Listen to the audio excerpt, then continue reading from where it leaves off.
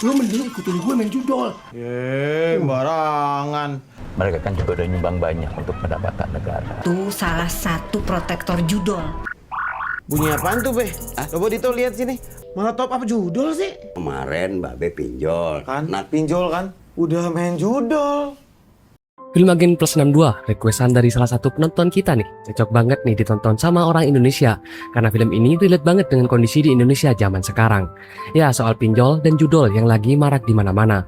Kalau sudah terjerat salah satu aja dari mereka, kalian sudah tenggelam, pasti akan susah untuk naik ke daratan atau lepas dari judol ataupun pinjol. Oke, daripada penasaran sama filmnya, kita langsung aja ke filmnya.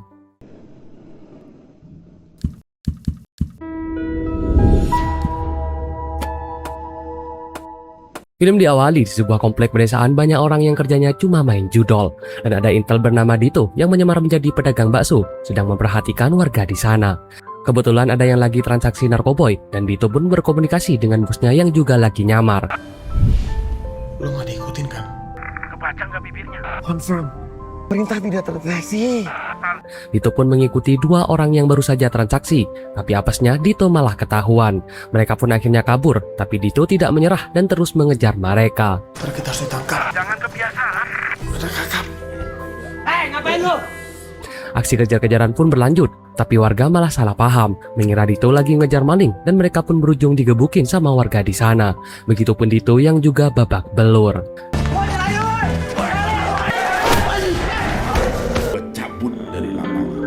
Scene pun beralih di malam hari saat Dito pulang kerja, dan sesampainya di rumah, ternyata bapaknya dan pakdenya Dito juga pemain judol. Dito menyuruh mereka berhenti untuk judol dan pinjol karena semua akan sia-sia. Lu mending ikutin gue main judol. Barangan. Hari pun berganti, Dito bekerja di agen intelijen bernama Puanas dan menyapa semua teman-temannya yang juga baru datang kerja. Setelah itu, Bu Marta datang karena membawa kabar bahagia untuk semuanya karena boleh pulang cepat. Tapi mereka harus menunjukkan hasil kerja dalam menyelidiki narkoboy. Nggak usah balik lagi sekalian. Bandar narkoba menggunakan kijang. Dito yang suka pantun ini menghibur mereka semua supaya dia bisa mendapatkan kepercayaan untuk balik ke lapangan. Tapi itu tidak berhasil membujuk Bu Marta. Semua orang juga tahu. Cara merayu kamu tidak akan bisa membuat kamu balik ke lapangan. Bosnya Dito yang bernama Pak Luman keluar. Dito memijitnya supaya Dito mendapatkan kepercayaan lagi. Tapi Dito masih belum berhasil. Dito juga menyarankan untuk mengusut kasus-kasus lain. Tapi Pak Luman masih belum cukup budgetnya. Bu Marta pun bilang kalau kantor ini bisa saja bubar dan membuat para karyawan panik dan sedih. Mendingan kita usut, biar kantor kita dapat bonus. Budget gue itu nggak cukup buat naruh intel lagi di lapangan. Tiba-tiba ada yang membuat kaget, yaitu satu data Indonesia pun bocor. Bubarnya masih tahun depan. Data Intel satu Indonesia bocor.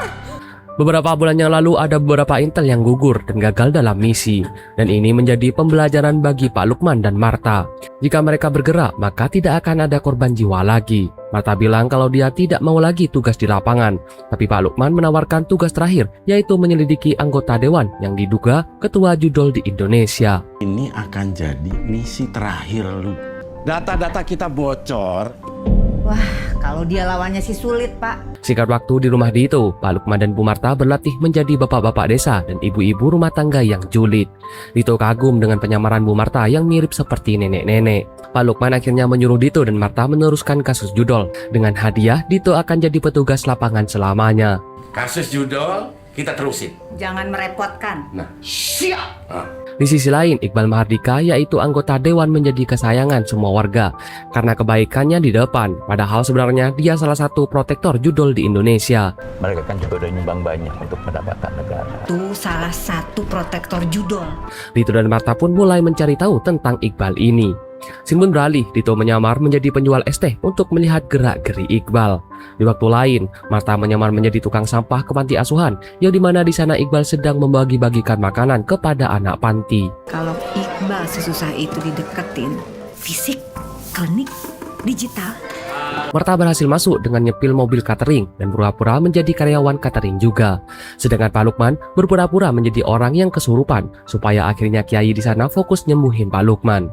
Lalu yang menjadi gantinya Pak Ustadz adalah Dito. Dito kebingungan karena dia gak tahu caranya nyamar jadi Ustadz dan ceramahnya hanya berisi pantun semua yang membuat Iqbal kesal. Jalan-jalan beli sekuteng. Target utama kancil 2. Kemari. Antum kemari. Tak lama kemudian ada cewek bernama Jessica yang naik ke lantai atas dan dia pun diikuti sama Iqbal dan membuat Martha curiga. Martha mengikuti dan mendengarkan obrolan mereka soal kerjasama mereka tentang operator judol. Emang tak kamu yang paling brilian, Cik. Kita juga bisa bikin server deh. Hari pun berganti, Martha dan Dito lagi ngewarung dan tanya-tanya ke ibu warung soal Jessica yang katanya pemilik salon para orang kaya. Di sisi lain, Jessica memang punya salon mewah dan bertemu dengan teman-temannya yang para sosialita. Bener itu dah. Keesokan harinya, Martha berdandan seperti ibu sosialita dan mau mengikuti Jessica, tapi dia selalu gagal. Hari-hari pun berlanjut, Martha tidak menyerah, berganti-ganti menyamar menjadi pelanggan salon. Dan sampai suatu saat, Dito menyamar menjadi karyawan yang mau melamar kerja di sana. Yang ternyata, pijatan Dito memang sangat bagus dan membuat Jessica di sini tertarik. JUNET. Simun beralih, beberapa anak buah Jessica ketangkap dan Dito juga sudah berhasil kerja di salon Jessica. Di waktu itu, Martha juga datang menjadi karyawan salon yang membuat pelanggan pertamanya senang. Padahal pelanggan pertamanya itu adalah temannya sendiri. Melihat itu, Jessica pun menerima Martha kerja di sana. Kamu boleh mulai kerja di sini. Jangan khawatir. Martha menyamar menjadi Wati dan Dito menyamar menjadi Junet. Di kantor Puanas, Martha dan Dito menyusun rencana untuk semakin dekat dengan Jessica. Mereka tahu ada ruangan rahasia di salon Jessica dan mereka harus bisa masuk ke sana. Apa sih yang terjadi di Poso? Tidak bisa tembus ruang Jessica. Simpun di malam hari, mereka diam-diam mau menyusup ke kamar Jessica lewat jendela, tapi mereka malah ketahuan. Mereka pun alasan mau pinjam duit karena lagi kesusahan dan pura-pura cekcok di depan Jessica. Saya tuh mau kasbon. Mereka pun akhirnya disuruh masuk sama Jessica dan disuruh mijitin Jessica. Martha pun berusaha mancing-mancing Jessica soal judol dengan bilang dia juga suka main judol. Tanpa pikir panjang, Martha pun langsung memukul leher Jessica dan sampai akhirnya dia pun pingsan. Kalau kamu judol itu mainnya di mana? Tangan emas 88, Bu. Waktu kita cuma 30 menit. Mereka pun mencari pintu rahasia dan menemukan patung kecil yang ternyata itu adalah gagang pintunya. Mereka masuk ke ruangan bawah tanah yang dimana di dalam sana ada banyak anak-anak yang bekerja di depan komputer. Mereka pun hanya bisa ngefoto karena pintunya masih terkunci oleh password yang tak diketahui.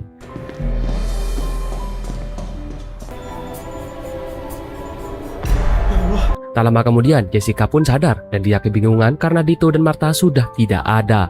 Singkat waktu, Martha dan Dito kembali ke kantor. Dia senang karena mereka sudah tahu pintu masuknya. Arti sekarang kita jadi tidak tahu kapan server day. Langkah selanjutnya, mereka berdebat juga dengan Pak Lukman soal apa yang mau dilakukan terlebih dahulu. Karena Dito maksa mau menyelamatkan anak-anak yang dijebak di sana terlebih dahulu. Ada anak-anak yang disimpan. Tanya aja Jessica pas ketangkep. Kerja nggak pakai hati kayak gini. Dito pulang dan lagi-lagi melihat bapaknya lagi main judol. Dito pun merampas HP-nya bapaknya dan melarang untuk main judol terus. Tapi bapaknya masih kekeh, bilang judol itu menguntungkan.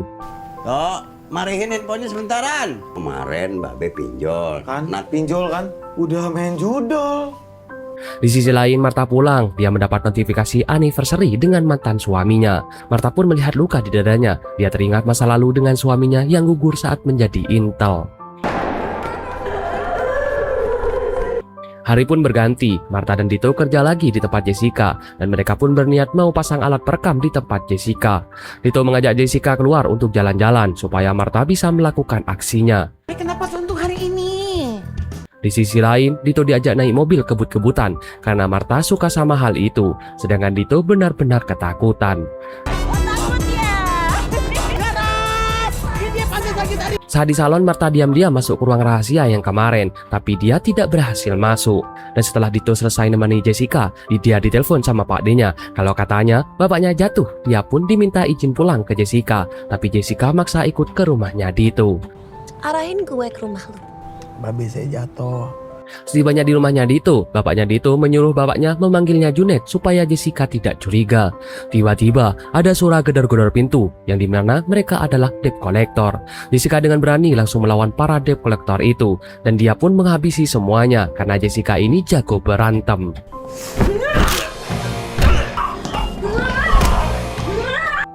Sebelum beralih, Jessica dan Dito balik ke salonnya dan dia pun kaget melihat Martha sudah ada di ruangannya. Martha beralasan kalau dia lagi bersih-bersih meja kerjanya Jessica. Padahal Martha habis masang alat perekam di bawah meja Jessica. Lo nggak boleh masuk ruangan gue tanpa izin. Yang berdebu sekali kayak gini tuh. Dan saat di malam hari, Dito pulang dan dia pun mentransfer gajinya ke bapaknya. Tapi sama bapaknya mau dibuat top up judul lagi. Untungnya perbuatan itu gagal terus dan ketahuan sama Dito. Dan lagi-lagi Dito marah dan kesal sama bapaknya yang ketagihan judul terus. Bunyi apaan tuh, Be? Coba Dito lihat sini. Malah top up judul sih. Maafin Babe. Keesokan harinya Dito pun dijemput sama Pak Lukman untuk pergi. Dan dia pun berpamitan ke bapaknya Dito. Iya, saya agen. Sampai akhirnya Pak Lukman memberikan HP canggih untuk Dito dan Martha. Supaya itu dapat mempermudah mereka bekerja dan untuk menyamar. HP canggih ini memiliki triple protection. Singkat waktu mereka pun tiba di salon Jessica dan mereka pun dibawa masuk ke ruangan rahasia karena katanya Jessica suka sama kerja Dito dan Martha. Mereka pun berpura-pura gak tahu apa-apa dan Martha melihat-lihat sekeliling di sana. Dan sampai akhirnya mereka pun masuk ke ruangan yang dikunci sama Jessica dan melihat ada banyak anak-anak yang punya tugas masing-masing dan bahkan punya yel-yel khusus. Jessica pun ngenalin anak-anak buahnya ke Martha dan Dito soal tugas-tugas dari mereka semua yang berbeda sebagai pengurus judol. Gue mau kenalin kalian. Mereka juga yang paling banyak mikir. Malaikat penjaganya. Martha dan Dito pun bertugas untuk menjaga mereka semua. Awalnya Martha hanya melihat-lihat aksi mereka, tapi Martha langsung beraksi dengan membuat oven kebakaran dan lampu mati.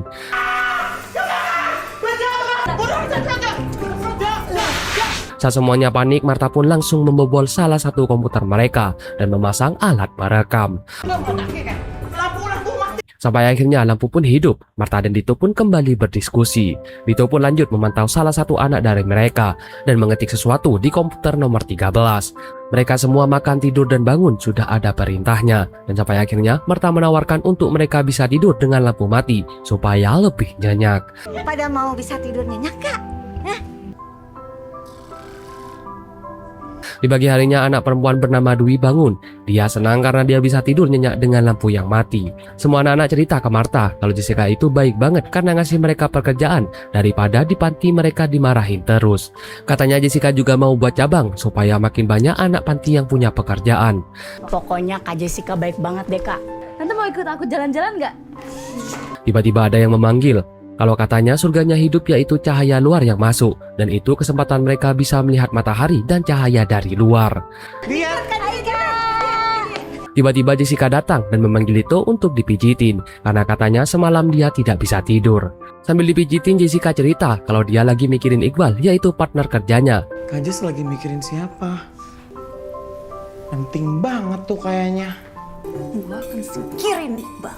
Semua calon leader judol bakal ada di tangan gue. Balik lagi ke scene di ruang rahasia. Martha diam-diam mengutak-ngatik komputer Dwi dengan mengelabui Dwi. Tapi Dwi panik karena suara alarm berbunyi dan membuat Jessica datang dan marah besar ke Dwi. Tante ngapain Tante? Enggak, Dwi. Enggak apa-apa. Bukan Dwi. Marah saya jawab teh malah maki-maki pakai kata-kata kasar.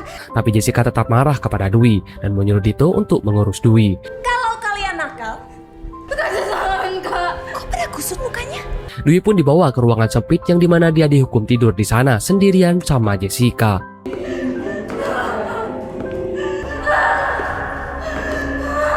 Sebelum beralih di kantor Puanas, semua karyawan kaget karena aplikasi mereka error. Dan saat di kantornya Jessica, dia menyuruh anak buahnya untuk mengetik sesuatu karena semuanya sudah disetting sama Jessica. Oh, dan sekarang gimana kinerja karyawan hari ini? Everything. Hari-hari pun berlanjut, Dito makin menunjukkan kalau dia mendukung semua keputusan Jessica. Jessica yang suka sama kinerja Dito, dia pun memberikan Dito sebuah hadiah baju kesukaan Dito. Lucu banget. Dari kejauhan, Martha melihat Dito makin dekat dengan Jessica. Karena kasihan, Martha pun memberikan makanan kepada Dwi, tapi Dwi malah makin ketakutan dan berteriak-teriak. Aku nggak mau, Tante jahat. Kamu nggak apa-apa, Nat. Dwi pun dibawa keluar ke salonnya Jessica untuk di make up karena mau dibawa ke suatu tempat. Dwi ditutup mata dan telinganya oleh Jessica dan Dito. Tapi Martha di sini makin gak kuat sama kelakuan Jessica yang makin jahat. Kita nggak bakalan ngecewain. Dan lo dalam pengawasan gue. Di perjalanan, Marta tanya ke Dito, kenapa Dito sekarang seperti tidak ada usaha untuk menyelamatkan anak-anak. Tapi Dito bilang kalau mereka harus lebih dekat lagi dengan Jessica, supaya mereka makin tahu. Kita hancurin judul satu Indonesia, Bu. Iya, Bu, pakai strategi. Marta gak setuju dan Pak Lukman juga datang untuk menyelamatkan Dwi. Tapi Dito gak setuju sama rencana mereka dan langsung membawa kabur Dwi. Perjalanan kita tuh masih panjang. Dito pun akhirnya tiba di sebuah rumah dan membawa beberapa anak yang disekap di sana. Tapi salah satu mereka adalah Jessica. Jessica ternyata sedang menguji kesetiaan Dito dan hal ini membuat Jessica makin percaya ke Dito. Congrats, Juju!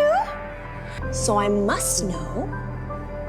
Mereka pun balik ke salon. Dito berpura-pura kaget sama kelakuan Wati yang menaruh alat perekam di bawah meja komputernya.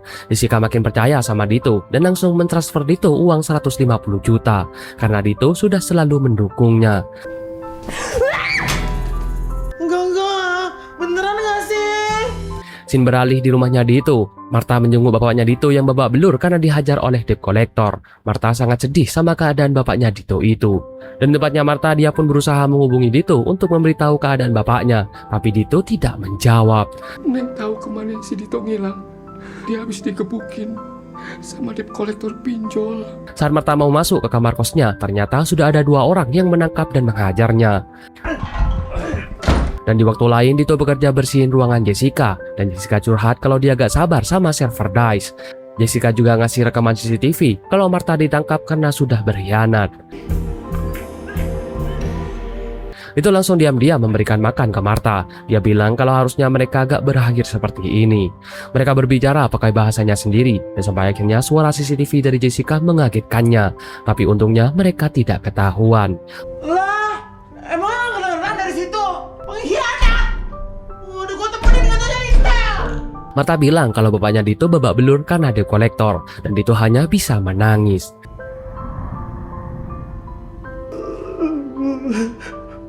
Dan setelah itu, Dito pun menghampiri ruangan kamar anak-anak dan bilang kalau dia butuh bantuan anak-anak di sana. Kakak butuh bantuan kalian. Dan saat di kantor Puanas, Pak Lukman sudah bersiap untuk menyergap Jessica dan yang lain saat hari server DICE tiba. Atas nama Jessica sama... Sampai hari itu tiba, Iqbal datang bersama partner dari Vietnam untuk bertemu dengan Jessica dan ingin menjalankan misi selanjutnya tentang judol. Jessica pun mengajak partnernya masuk ke ruangan rahasianya dan menunjukkan anak-anak buahnya yang bekerja di balik sistem yang berjalan. Magical kid. Itu pun berpura-pura menjadi pengawas dan menyuruh Dwi untuk melakukan sesuatu tanpa sepengetahuan Jessica. Di kantor Puanas mereka pun sadar kalau sudah ada yang dilakukan sama Dito, yang dimana Dito memberikan petunjuk dan membuat mereka bersiap untuk mengejar ke sana. Uangnya udah masuk atau belum? Ngerti kode hama ya Allah. Di ruangan rahasia Jessica, dia pun langsung melancarkan aksinya dengan memasang flash disk berisi data penting yang akan ditransfer ke komputer Jessica. Saat proses pemindahan data, Dito pun langsung bergerak cepat mengambil flash disk itu dan berusaha membawanya kabur. Mereka pun akhirnya berantem dan Dito pun dibantu sama Marta yang sudah disekap di sana. Aksi perkelahian Marta dan para penjaga tidak terhentikan, sedangkan Dito berusaha sembunyi dan mengamankan flash disk itu. Tak lama kemudian, Pak Lukman dan para karyawan Puanas datang untuk membantu Dito dan Marta. Tapi mereka masih mencari pintu rahasianya. Mereka terus bergelut dengan para penjaga, dan sampai akhirnya salah satu dari mereka terdorong dan gak sengaja membuka pintu rahasia itu. Dan setelah Pak Lukman dan rombongannya masuk, mereka pun menyelamatkan Dito. Dan Pak Lukman juga ikut berantem melawan yang lain. Pak Lukman hebat banget, bisa mengalahkan beberapa bodyguard Iqbal. Jessica berusaha kabur dari Pak Lukman karena dia takut ditangkap. Pak Lukman, Jessica kabur! Tapi Marta dan Dito mengejar Jessica sampai naik ke salonnya. Setelah kembali ke salonnya, Jessica pun langsung menodongkan pistol dan menembakkan ke semua arah supaya tidak ada yang mendekatinya. Tapi Dito yakin mau mendekati Jessica, walaupun sebenarnya Marta takut karena dia trauma kehilangan partnernya saat menjalankan misi. Gue percaya sama lo lebih baik lagi. Dito mengajak Jessica yang lagi menundukkan pistol ke depan Dito dengan menenangkan Jessica supaya percaya ke Dito kalau dia akan bebas jika dia mau membongkar siapa oknum lain yang ikut kerjasama dalam mengoperator judol ini. Saat Jessica lengah, Dito pun langsung menghajarnya dan Martha pun memukul Jessica sampai dia pingsan. Dito dan Martha pun berpelukan karena misi mereka berhasil dan semua anak-anak Puanas juga bangga karena mereka berhasil mengungkapkan kasus judol ini. Anak-anak juga senang karena mereka bisa keluar dari ruangan rahasia dan menikmati matahari secara langsung. Salah satu partner Jessica dan juga Jessica akhirnya diseret keluar. Begitupun dengan Iqbal yang juga ikut ketangkap.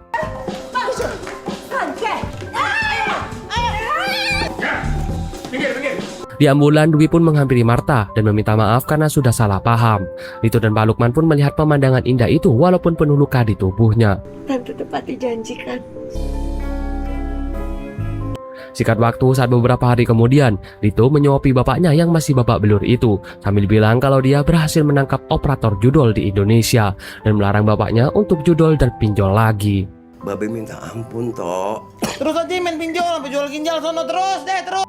Scene beralih di rumah Martha. Dito dan Dwi ikut nonton berita soal penangkapan Iqbal anggota Dewan dan juga Jessica.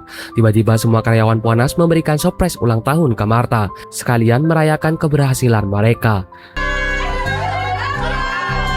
Di sisi lain, institusi Puanas akhirnya mendapat penghargaan. Dito dan Martha juga mendapatkan bintang 5, yang artinya mereka akan menjadi intel lapangan secara tetap. Penyamaran selanjutnya mereka pun menjadi tukang bangunan untuk menjalankan misi berikutnya. Hayo, pembelajaran nih buat kalian yang suka main judol dan pinjol. Mending stop deh, daripada nanti malah rugi sendiri. Oke deh guys, kalau begitu sampai bertemu lagi di film-film selanjutnya.